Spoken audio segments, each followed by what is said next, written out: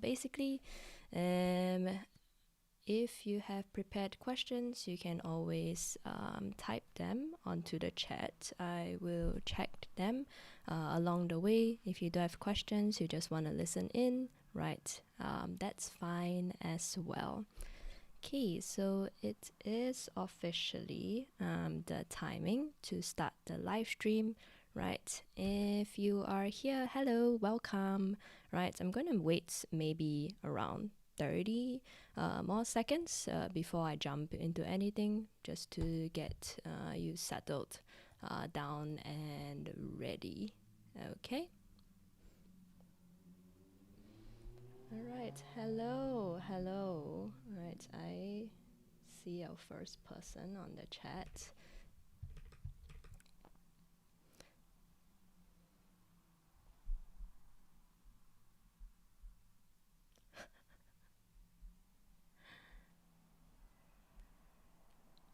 Hi.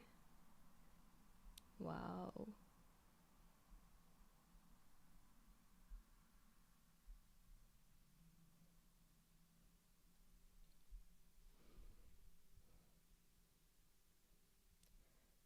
All right. Okay.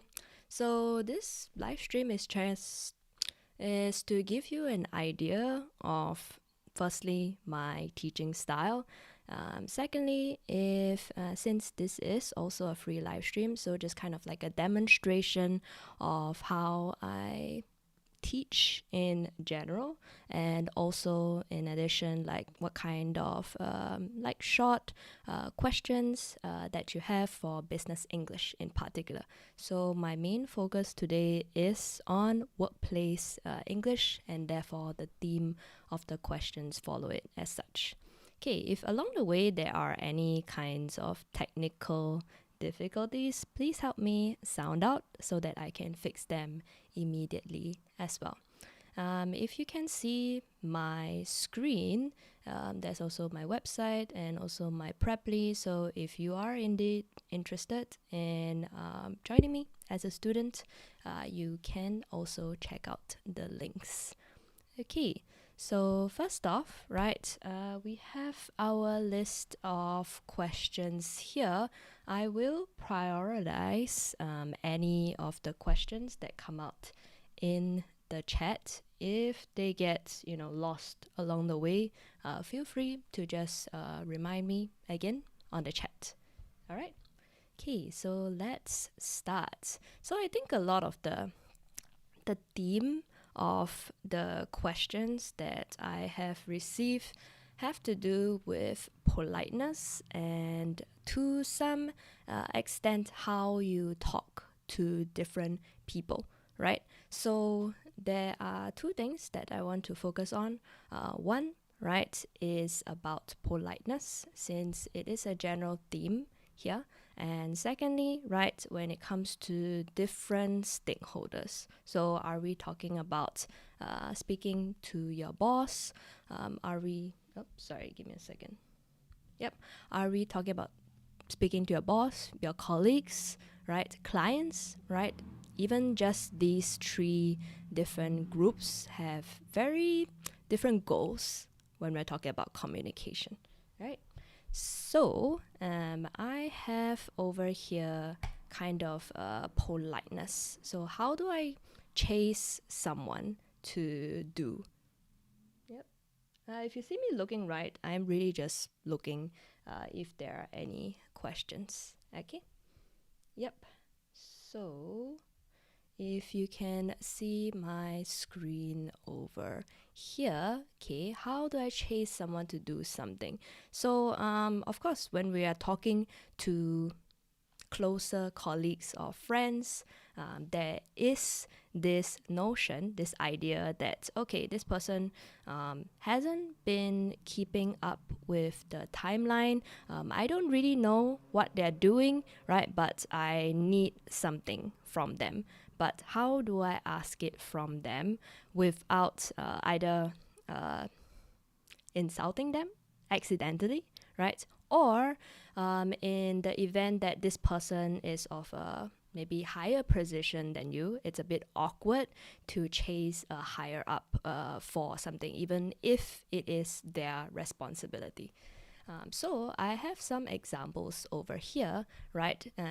First of all, you can't say like you're chasing someone. So what you can do is you can phrase it as a question. So usually when we think about sentence versus a question, like a statement versus a question, typically a question is seen as more polite because there isn't that additional assumption that that is within a statement. Like for example, if I said, you haven't done this yet, right? If I said you haven't done this yet, wow, feels quite confrontational potentially. If I phrase it as a question, like, can you do this for me? Or could you do this for me? Which is the slightly more polite version.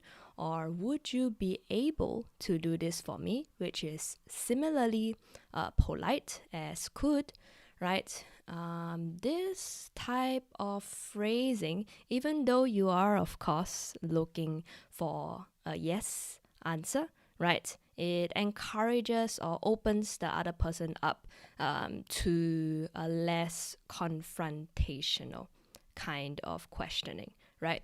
At the same time, I think there is the context that we need to also think of when we're asking these questions, right? So how urgent is your time frame, and also what is the person's position as compared to you? So maybe we think of language as, oh, okay, like, as long as I'm able to communicate or say what I want, that's enough, right? But at the same time, right, if we are thinking of someone's position, it's really important to address that in the language itself, so that you can maintain not just the communication line, but also the relationship can be improved, or at least be maintained at a level that is comfortable for you.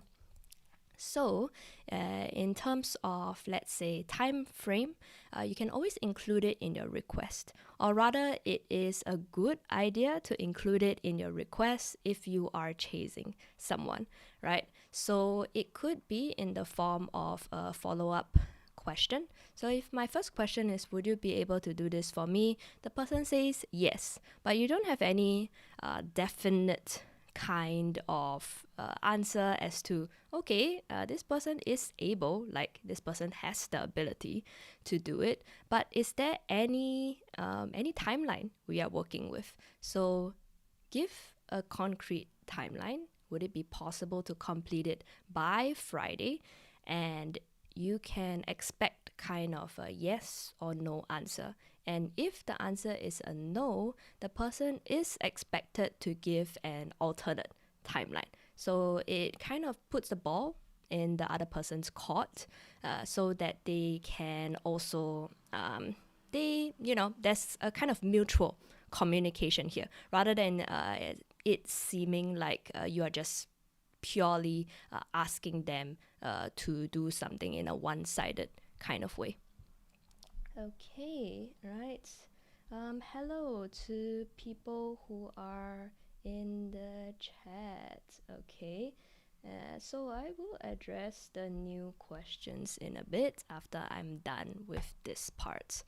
Okay, so in terms of time frame, let's say the reason I am chasing someone is that it's just really urgent, right? So no delays are allowed. So in this case, we need to bring in an external factor to make my request stronger. So a strong request doesn't mean that it's impolite. Doesn't mean that it's an impolite request. So for example, if I said, would it be possible to do this for me by Friday? If not, we might not be able. So might is a low possibility, but really what I'm saying is this external factor is kind of serious, right? We might not be able to fulfill the request from the client on time. So it's kind of reminding the other person that the client's timeline exists. There's a condition to your request here without making it sound like I need it. But this external factor that we need to address needs this. Okay? And let me see. So the next part, right, is might, right? You can use it if you're talking about softening a problem. So for example, I might say, we might have a problem. So instead of saying we have a problem, which is very straightforward and in a way means the same thing, but modals have this important purpose in the role of politeness. So that means we're trying to soften the blow, okay? We're trying to soften the blow of giving or making an urgent request. We might not be able to give our boss, external factor, that is strong and important, right? The necessary updates for tomorrow's meeting. Okay, so the external factor here is the boss. And right, at the end of the day, you can also give a suggestion. So if you foresee that this person would not meet the timeline, it's still urgent, you can offer your help.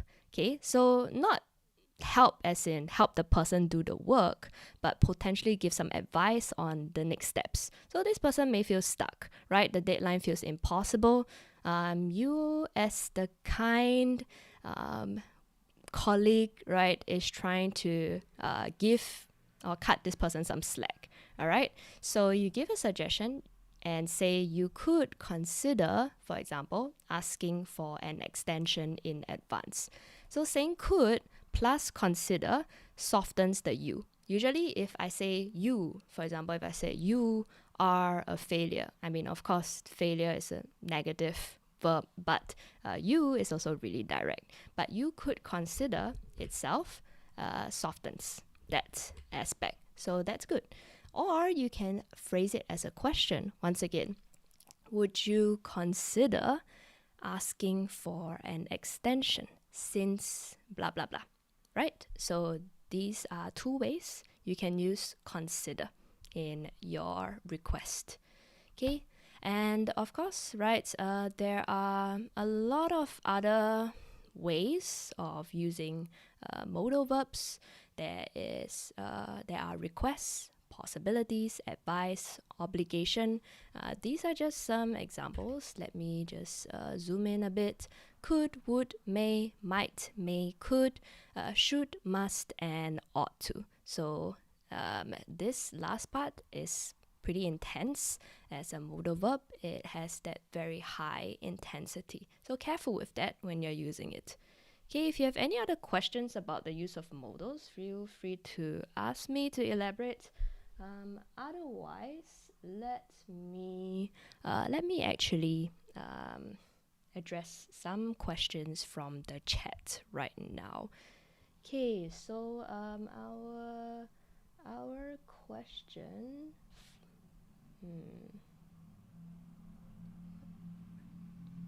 Okay, so from Mountain, what if I say you haven't done this yet? Okay, so this is still on the topic of politeness, so I'm just going to put it over here. Okay, give me a second. What?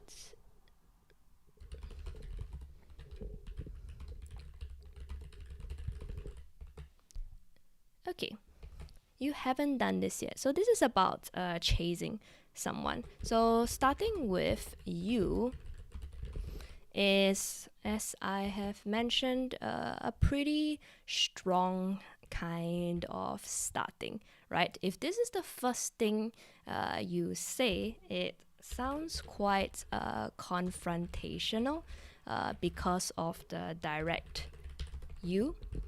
And also, you are using kind of like a negative contraction here, right? Haven't. So usually, if we want to phrase it differently, you can say, have you done this yet? So I know for some people, it is so obvious that this person hasn't done it. So why do I need to ask the question? It's kind of to give them an opportunity to say yes or no. If they say yes, I've done it, you know that they are lying. So then you can actually bring out maybe evidence of missing work or some gaps that they can fill. But if they say no, then that is your chance to actually request that they either do it soon, give them a timeline, follow the steps that I had talked about previously. Okay. All right. From Vivian. Okay, so for this one, this question, how do you recommend we respond if we receive an impolite or emotionally charged request from a customer? Okay, so this is an example from a customer. Okay, let's talk about this. Okay, so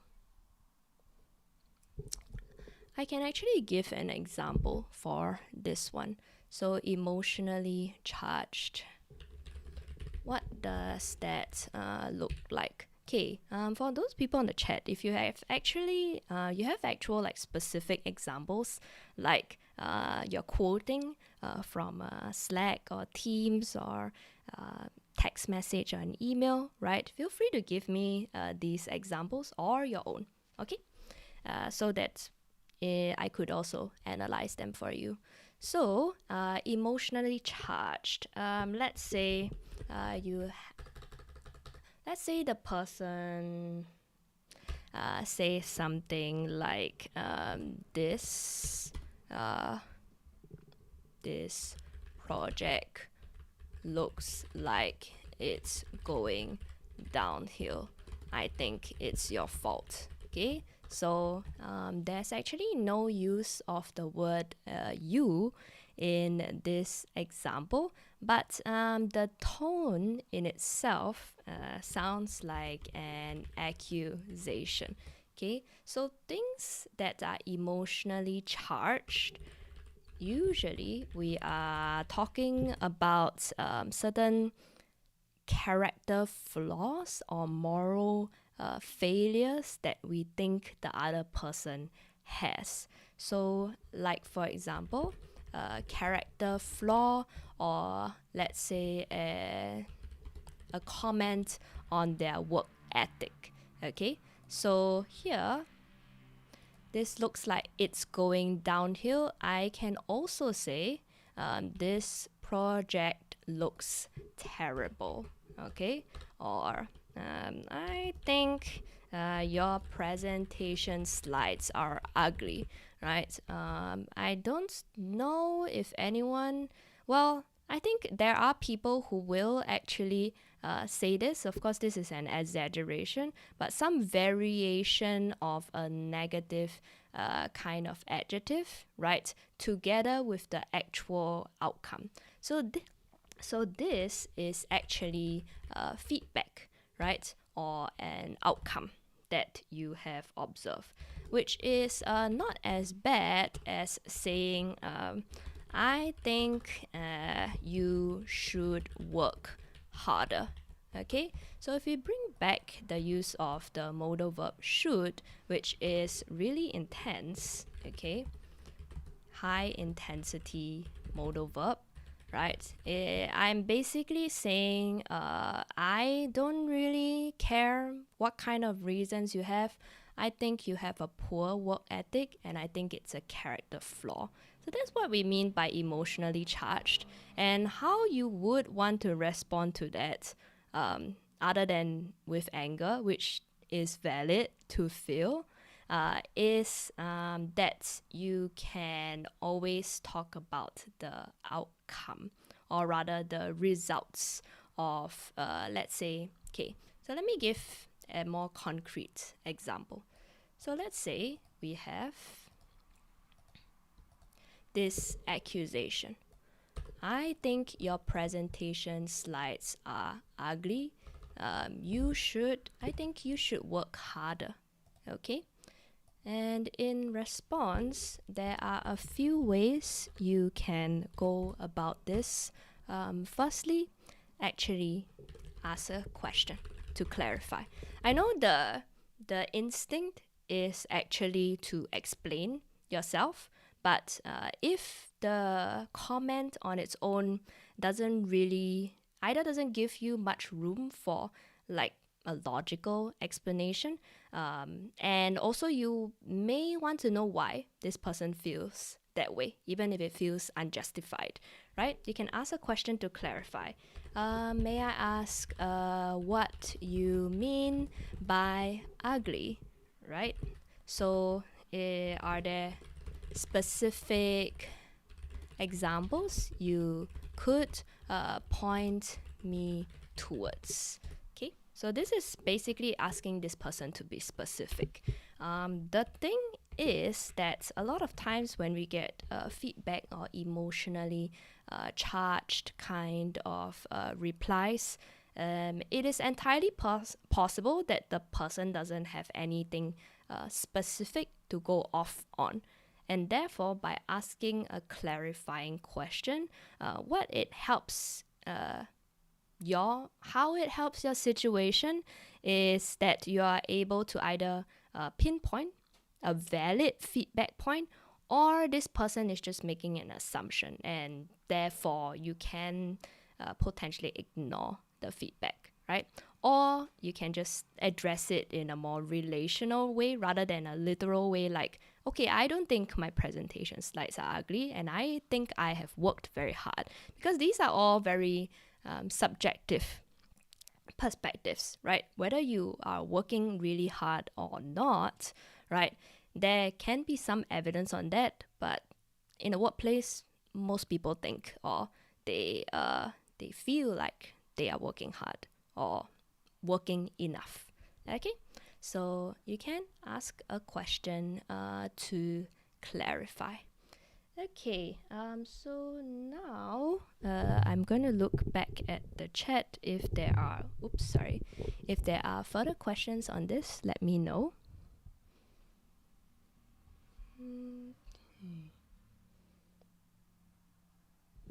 Okay, so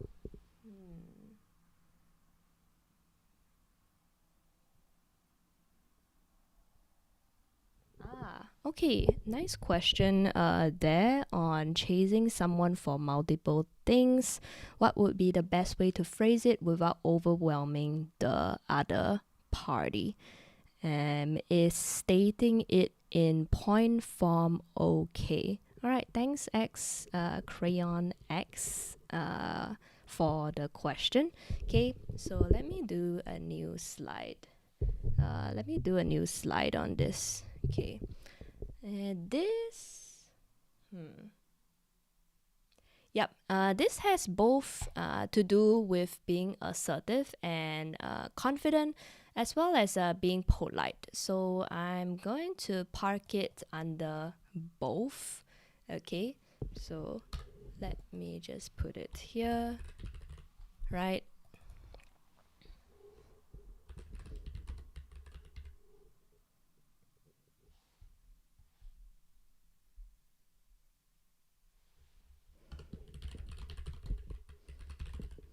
Okay, so ultimately, this is a question on organization as well. Okay, so here, organization, point form, and asking for multiple things without overwhelming the other person. All right, so in the age of AI, where reading is not particularly a common thing to do now, right? It is indeed a good thing to ask in point form. Not only, but your point form has to be pretty strategic, right? So, for example, I am actually presenting in point form, but right now I'm doing it spontaneously. So maybe the headers are not necessarily pre-planned. So in the organization of your points, try to think of certain headers that you want the person to read first. So this can be tasks the person is supposed to do. Okay, so an example of this would look like, let's say, my first header is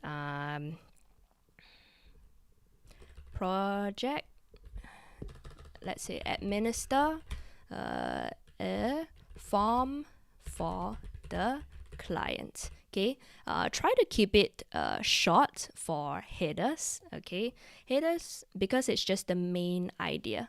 Okay, it should contain only the main idea. What becomes overwhelming is often less about the organization. It can also be like how long each point is. So I used to suffer from this, where I'm a very, how do I put this? I write pretty long emails, or I used to write pretty long emails until I realized people didn't really read them. So I started to do point form and headers instead, which really helps. And what you can also do is bold certain things. So things that you can bold, right? Okay, bold important line items. So for example, deadlines. Okay, so the specific date, you can bold it or you can highlight it, but please use this sparingly. Otherwise the number of bolded or highlighted or underlined stuff can still be overwhelming, right? But we're going to give the other person a benefit of doubt. We're here to make our point clearer for them, and it's not necessarily because they don't want to read your long email. Okay, so put it in point form, bold important parts, and put headers. I would say these and also short sentences if you can. So an example of a long sentence would be, okay, so short sentence with only one request or meaning. So an example of this is, we would require signature here. So let's say I say we would require your signature here. This is a short sentence. It has a clear action, right? You know, I can't really misinterpret it. If I say we would require your signature here, but first you will need to open the document using the password. Okay, let me make this longer.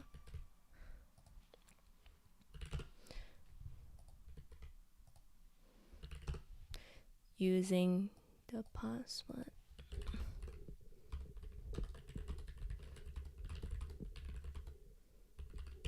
Okay, so let's look at this example. We would require your signature here, but first you will need to open the document using the password that I have shared in the above line, or in the line above, right? So this is, not only is it a bit long, right? It's convoluted, and it requires the person to fulfill a condition before they can fulfill your request. So actually what you're asking for are two things. You're asking them to sign a document, but you're also telling them, okay, you actually need to put in the password first. So the sequence is really important as well. Okay, the but is really giving the person, or rather it's wasting the person's time, right? Because actually I needed to input the password, then I can sign the document. So in terms of the sequence, right, sequence is not as logical here. All right. Okay. All right, thanks for the question. If you have additional parts you want to clarify, let me know in the chat. Okay, with that, I'm going to move on to the next question. All right, let's see. How can I use therefore, thus, and hence in a correct way? Okay, so there's no strict like correct one way to go about it, but often when we think about these words, right, therefore, hence, thus, they are used to summarize. So let me do a new slide here. So to summarize your overall points. Okay, so we have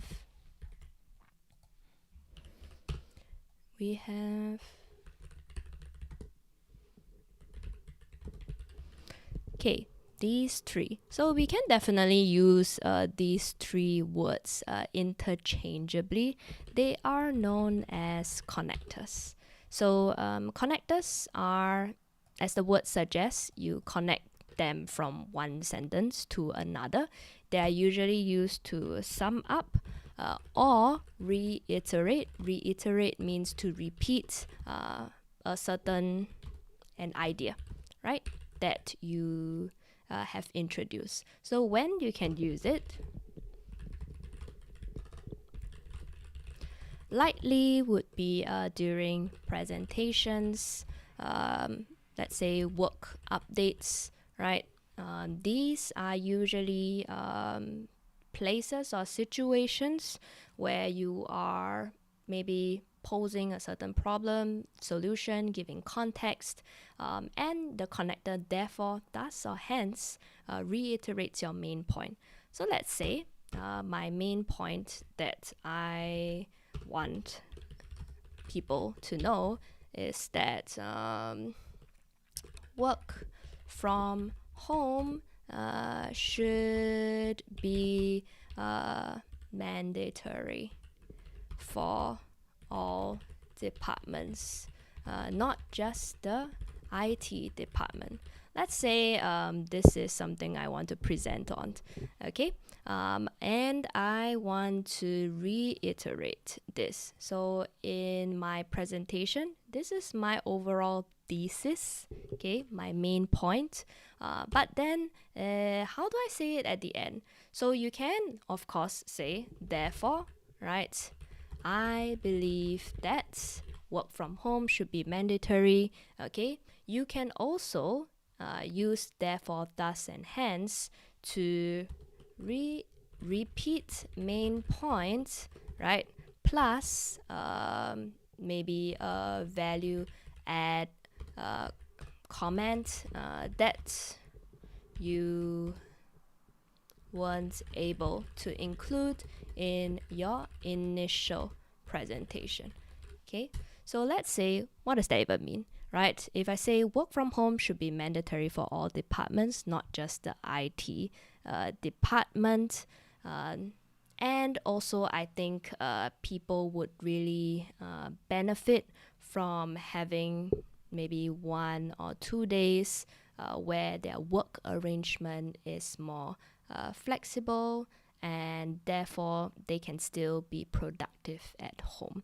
So the part that I just mentioned behind has not been included in my initial presentation. So by value add, it's just more of like an extra comment. Either you forgot to say it in your presentation, or you want to really rephrase, right? A point that you made, an example that you gave during your presentation, but you're afraid that the people listening to it weren't really paying attention. This is also your time to do that. Okay? All right, thank you for the question, Megan D. So, next one from Shua Hei. How about chasing someone in the context of a manager chasing their staff/intern for something? How to balance between being firm and firm and polite. Okay, I also saw the next part in terms of Megan D actually continuing on with the question. These are formal words, but I don't know the difference and not sure when it's right to use them, right? So definitely work updates and presentations are typically more formal situations, right? And this would answer your question, I believe. Okay, so going back to Shua Hei's question, let me park that under politeness once again. Okay, over here.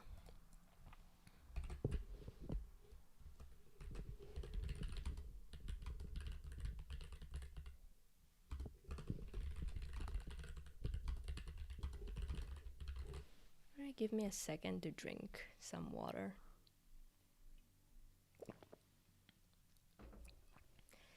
Okay, thank you for the question. So here, we have chasing an intern and staff. So actually, what you have revealed to me here is that this is a person who is slightly on how do I put it, on a more junior level, right? So likely you are in either a mentor position or you are the supervisor. And there is the balance between firm yet polite, because you likely, want to respect their autonomy as a staff, but also at the same time, there is some kind of structure that they should follow. So here, I should actually remove this part. Okay, so if I go back to the part on time frame, okay, so time frame, you can actually bring that in terms of the firmness. So as an intern or as a staff, they should be expected to follow certain deadlines, certain protocols. So it really depends on what they are, maybe if we are posing this as a problem, what they are lacking in. So are we chasing them for better work? So what is the reason for chasing? Okay, so is it for better work? Is it for better management of their own deadlines, right? I would say these two reasons are most likely. Let me know if there's an additional one that is not mentioned here. And therefore, in terms of the deadlines, I have explained it prior to this in terms of giving them a really concrete deadline by Friday, for example, or even by next week, maybe giving them more leeway. But if you're chasing them already, try to give a concrete deadline, like an actual date.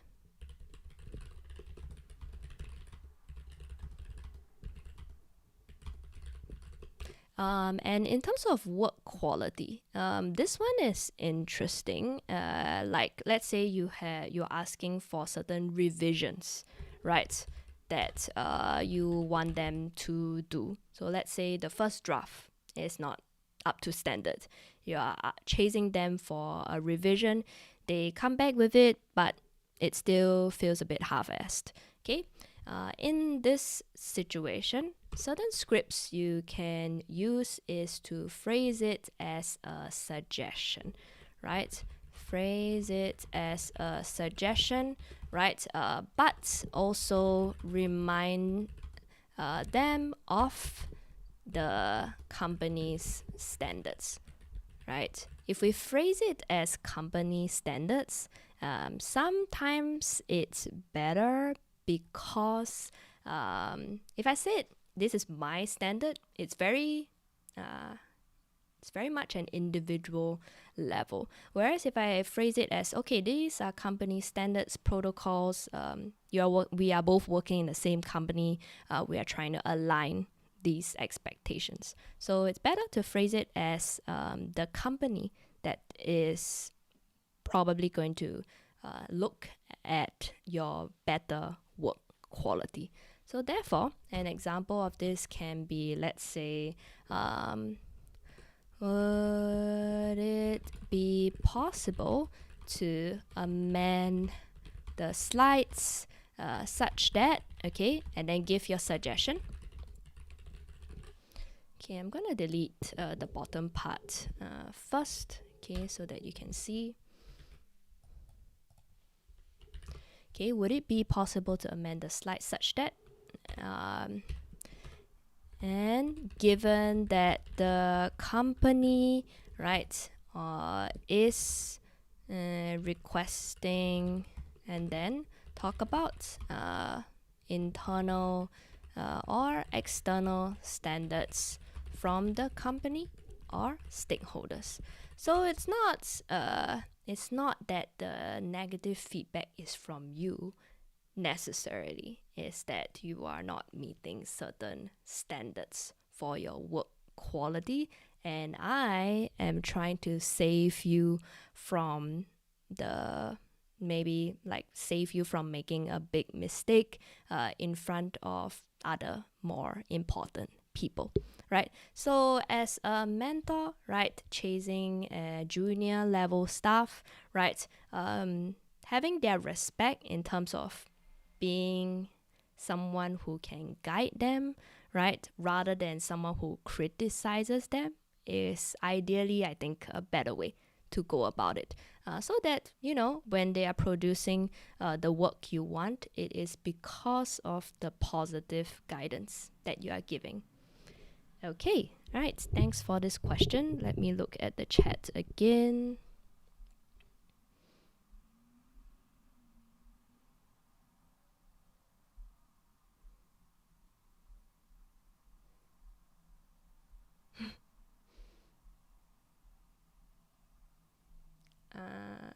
Okay. Yes.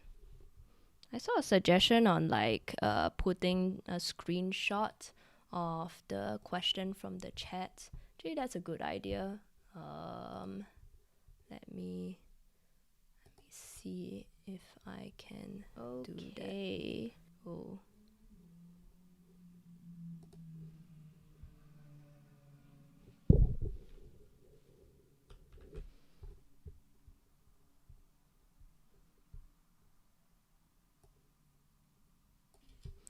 All right. Thanks for the suggestion. Now I am going to see if this works.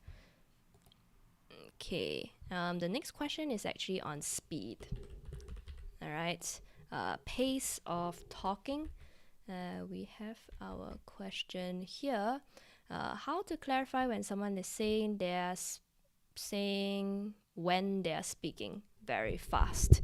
Okay, so even native speakers may have trouble with the speed of talking, right? Singaporeans are known for speaking very fast, but of course, just because you speak very fast doesn't mean it is clear.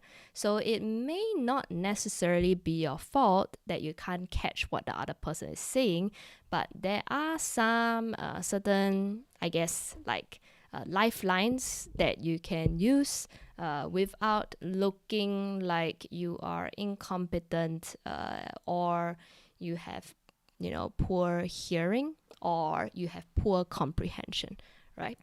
The first thing you could look at, or to at least stall for time to process what the other person is saying, is you can say, just to clarify, and then actually try to bring up certain words or phrases that you were able to catch from the other person's speech. So let's say I am just talking continuously, right? Even as I am listening, are there any key points, keywords or phrases that I can just say just to clarify, is this what you were saying? Okay, that kind of shows that you were listening, but it's just that you want the other person to either explain a bit more genuinely because maybe they haven't provided you the context. Secondly, to show that you were actively listening. Other ways that you could say this. Okay, give me a second on that. All right, so I have a kind of a few like phrases for this. You could also say just so we are on the same page. So on the same page basically means, are we understanding the situation in the same way? Okay. You could also say, I want to make sure I'm not missing out on anything. Okay, and then bring it up. You can also say, if I understand correctly, and then express your assumption about what the person said. Okay, so these are certain phrases you could rely on when you didn't hear the complete sentence, right? You feel like you've missed out on something. So sometimes people speak very fast, but also in a convoluted way, like they add in like additional information, or the information is all over the place. They didn't really organize it. It's just they said this is a 5-minute check-in. It became a 15-minute roll down on like things that you are supposed to do, and you didn't know you were supposed to take notes or listen to everything. So in these situations, always try to clarify first. Okay, instead of you could gently interrupt someone. Okay, it is possible. So this can come in the form of a gentle interruption, right? Such as, sorry, just to clarify, something like that. Okay, or you could do it at the end of their speech. Okay, so and also as a student, right, or as someone who is learning English in general, right, I always recommend to practice listening by through real life examples. So not necessarily through lessons, because a teacher will tailor the speed according to what you can understand. Real life examples where you can't control the speed. So let's say, I would say podcasts, movies, right? YouTube videos. They are all curated, but you actually can't control the speed.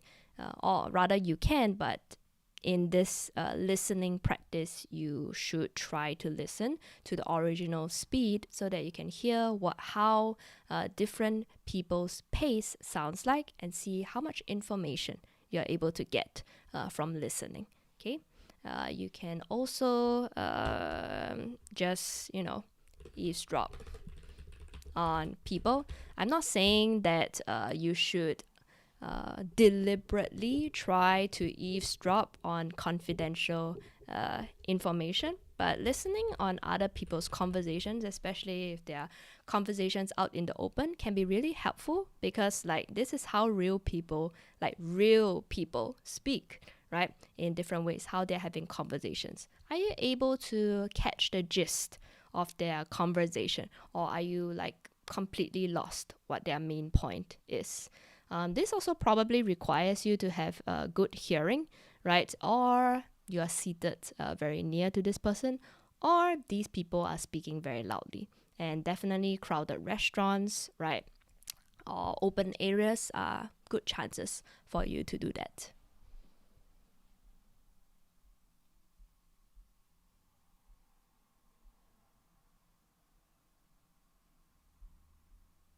Okay. Right. I have let's see. Okay, so I have an additional question on level of formality between thus, hence, and therefore. So I'm going to go back to the summary here. Okay, so let me see if I can actually screenshot this.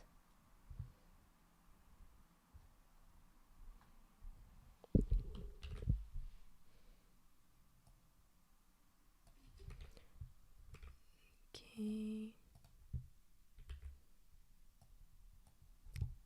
So from Celine Chang, this was also a question prior from Megan.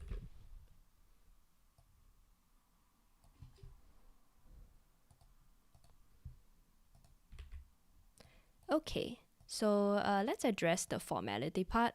The short answer is actually no, typically.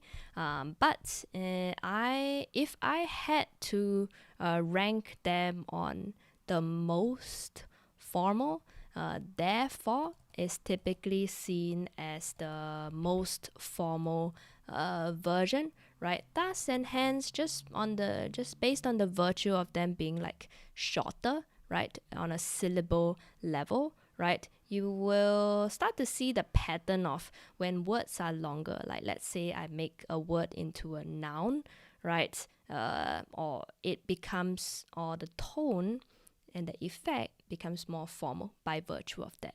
So therefore, as I was saying, right, my use of therefore is also in this formal context. In a day-to-day context, actually, we don't really use all three to summarize, right? An informal connector to sum up is actually that's why, right? So, for example, work from home should be mandatory because it increases the productivity of workers.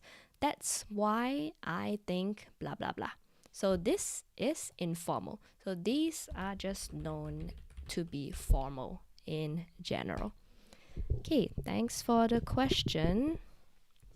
Let me just look at the chat again.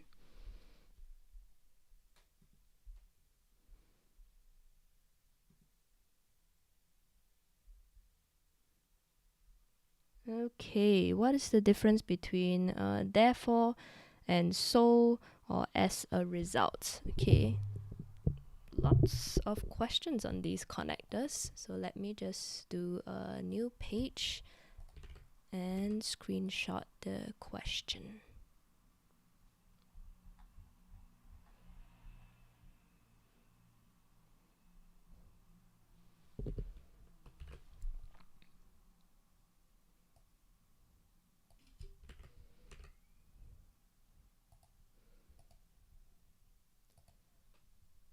All right. Let's talk about this question. Okay. And I think the best way to go about this is to give ourselves some examples. So for example here, therefore, I believe that this project will be a success. So I believe that this project will be a success. And then finally, I say, as a result, I believe that this project will be a success. If I look at these examples over here, right, the first one is our sum up, as I've mentioned. So is usually talking about a reason. So what usually comes before so is, like, for example, we have been getting consistently good feedback from customers. So I believe that this project, so I believe this project will be a success. I don't need that over here. Okay, so this would be the reason that I think this project will be a success. So over here, before that, we have the context. Whereas therefore can, if I say we have been getting consistently good feedback, therefore I believe, right? If you use therefore or thus or hence like too many times, right? Using it too many times loses its summarizing effect. Okay, so use this more sparingly, right? But for so, you can use so more often, right? But over relying on it, I guess an over reliance on so can be seen as informal, right? You will often hear people say, so I think, so this, so that. Actually, sometimes people don't even use so as a reason, they use it as a filler. So try to use so more to express a reason rather than as a filler. Okay. The last one, as a result. Okay. If I say we have been getting consistently good feedback from customers, as a result, I believe that this project will be a success. In this situation, right, I gave a context where this is a potential, let's say, like data point. Okay, so as a result, this is my conclusion. So you only use as a result if you want to make some kind of deduction or conclusion, right, about a previous observation or data point. Okay, so it functions kind of similarly to so, right, but it is more formal.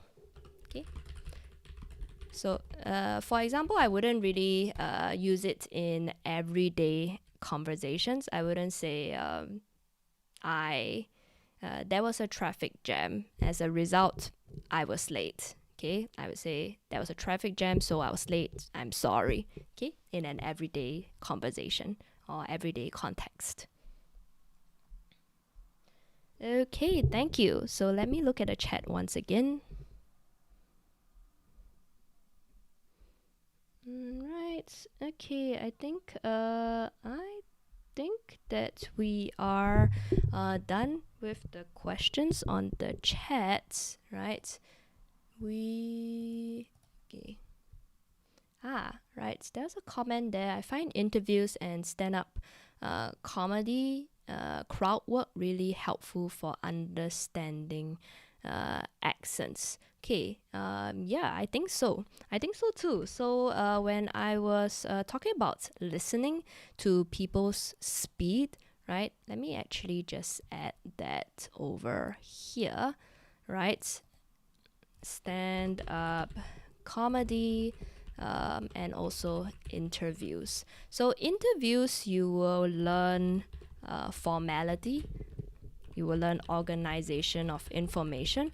How are people able to actually sound like they have organized the information well, even though it's probably not a completely prepared question. They may have gotten the questions beforehand, but they are still in front of the camera. It doesn't seem like there's a visible script, right? It also doesn't seem like they are completely memorizing the information. So that's a specific skill in terms of a more it's two-sided conversation, but the length of your answer is long. So for long answers, and also stand-up comedy is a good way to actually understand humor, sarcasm, right? In language, that's pretty important, especially I suppose to connect with colleagues. Sometimes you need a level of that, and also I think Shanks talked about the accent, right? So all of these, you can also listen to different accents, but of course, if you're staying within a certain country, you can look at comedy acts from different countries and how they, express themselves, the way they talk, the way they sound as well. Do note the stand-up comedy situation is a lot more about a humorous delivery, right? So that would be different from a formal context of an interview, a more relaxed context of everyday conversation. So knowing the context that you're in is also valuable as well. Okay, last question from Shanks, right? If you have additional questions as well, I can probably overrun a little bit. Okay, let me just screenshot this.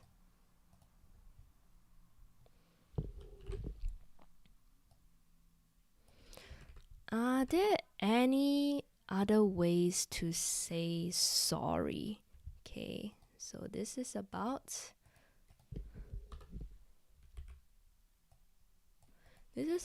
apologies, actually. So in terms of apologies in casual versus a formal context, right? It depends on the culture of your company, which of course right now when I say it like this, it doesn't really say much. But what I mean is that if we just say, I'm sorry versus I apologize, right? I'm going to actually take this question from a slightly different angle. I want to say that rather than apologizing, right? Usually a simple sorry works, right?